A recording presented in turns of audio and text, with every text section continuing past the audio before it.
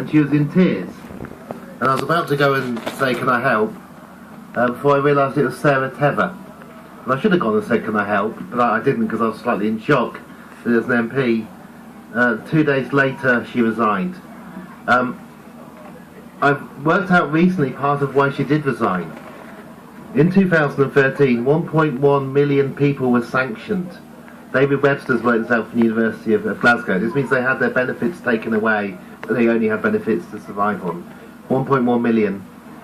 This was more sanctions than all the convictions of the magistrates and sheriff courts of Britain.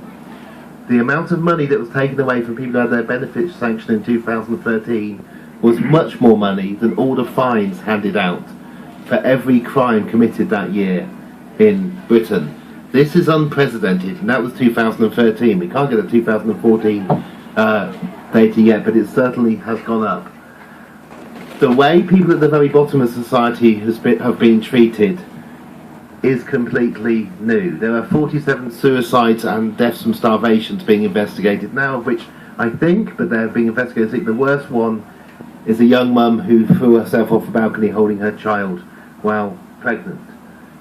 This is what's happened in the last few years, and it's getting worse, and it is now spreading up into the rest of society.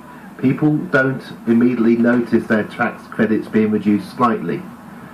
They also don't notice when the pound falls in value by 20%. They just think suddenly they can't afford to go on holiday anymore.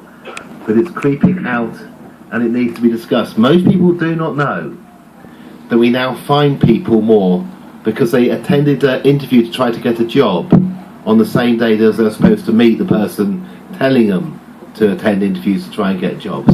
Most people in Britain do not know that these things are happening. We are only just finding out the numbers about these things because they're only just being released, and a huge amount of information was being withheld so that they could win this election. So they didn't have to talk about it because it was so crucially embarrassing. When you say we need a wider education, it is not going to happen in the schools and the universities. This has to happen more widely, just to let people know what is happening. And lastly, on Prevent, I was initially quite chuffed that I had to be vetted twice for me to be allowed to be a guest speaker in another university. And a committee at the university I was going to speak in had to meet and discuss whether I was too extreme or not, as a university professor from Oxford. And then I was a bit upset to find out that apparently I'm not extreme. So all of you further left than me, you're right, I am a bit lily-livered and weak. But I am now being vetted to do guest talks to students in other universities in case I am an extremist. Thank you.